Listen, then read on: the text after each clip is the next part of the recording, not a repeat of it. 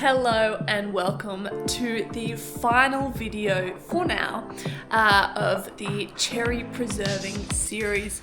So previously we have seen how to bottle cherries just up here, and after that you learnt I learnt how to make cherry jam.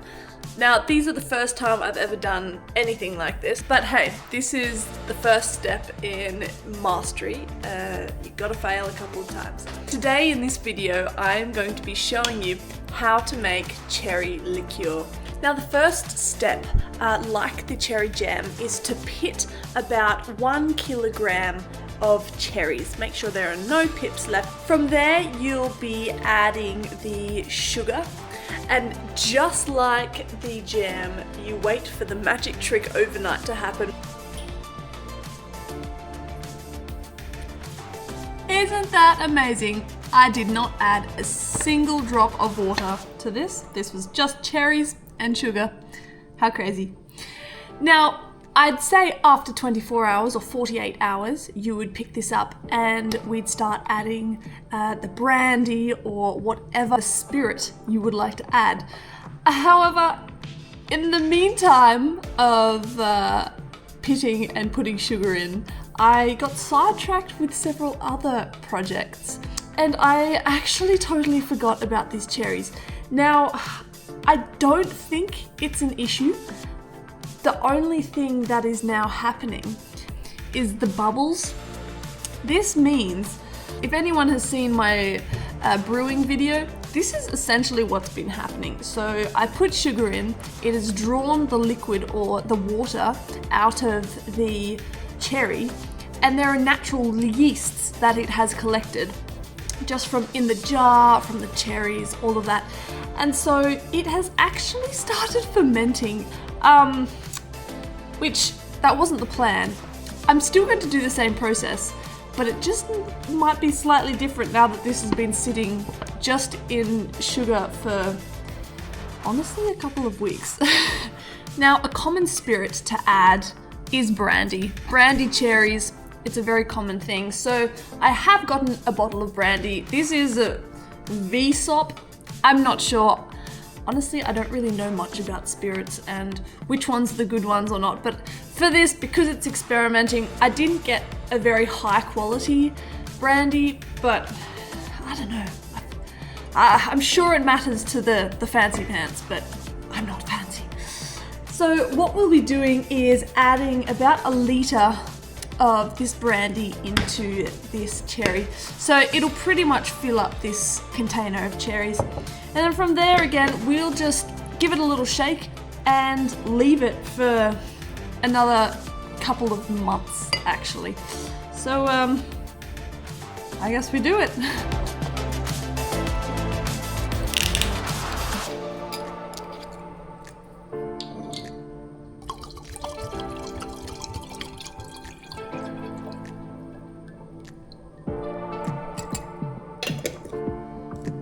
And all we need to do now is give it a good old shake. I was slightly worried it was going to leak for a second. So presumably the alcohol will stop the fermenting process and I don't know, I guess we'll find out. I honestly have no idea.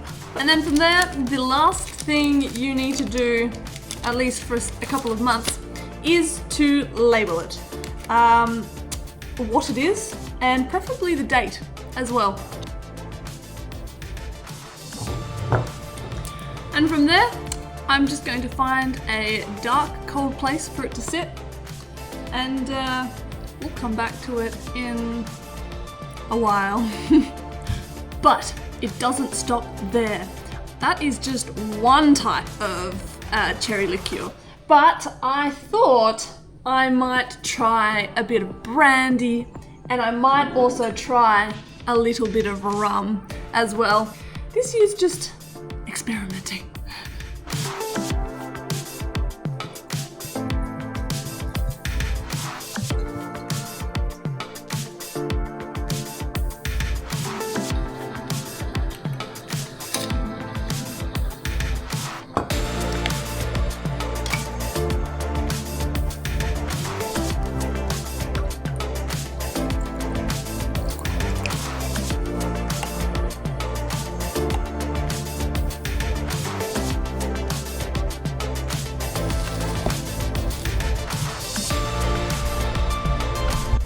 You can also use pure alcohol. In Tasmania, I have found it almost impossible to get a hand of some alcohol. I've got a really good recipe if you're able to access 95% pure alcohol.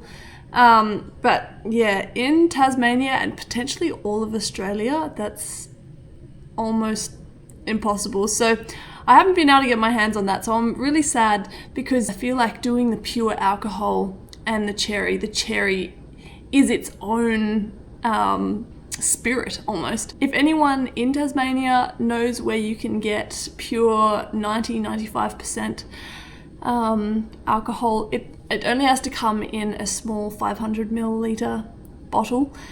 Please let me know because I can't get my hand on it. Additionally to the cherries, I also wanted to try some apricot liqueur. I have no idea which one to use, either rum or bourbon, but I might get Amos to decide for me because he's really the connoisseur of these flavors, so I'll ask him. Well, it is now March. Can you believe we started it in January? I don't know. Is it just me or time is going so quickly? It's crazy. But it means we can now bottle our liqueurs.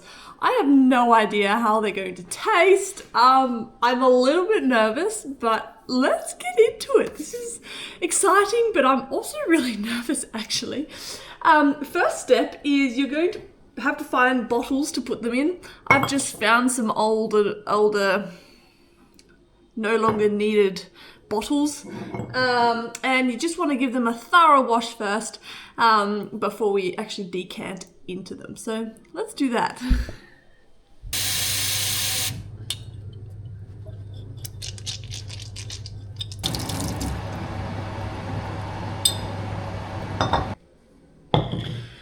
The first one we are going to decant is the rum cherry. So it's really helpful that you put your labels on the bottles so then you know what's happening, and then you also need to make sure you transfer those labels onto the actual one.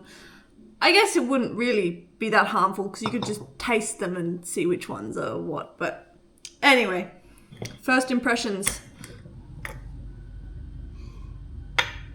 I mean, I smell alcohol. Definitely rum. Let's see how messy this is gonna get.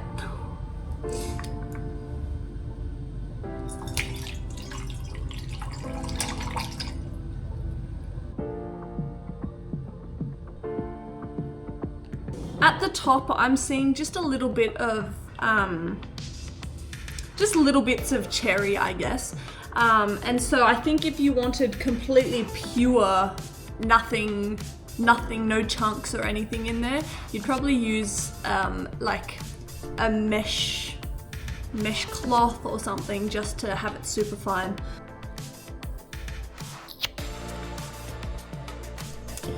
You might question what happens with these cherries. Don't throw them away because if you try one, they're going to be so infused in rum or whatever alcohol you decided. Great for baking, or if you're having some friends over, it's a really great little fancy way. People can have a little nibble of your liqueured cherries. Oh my. So don't throw them out. What you want to do is just top up the liquid so it's covered, but you don't need to fully fill the container. And that's just so they don't go off. But if you're wanting to bake, like I will now, you don't need to do that and you can just go straight into the baking.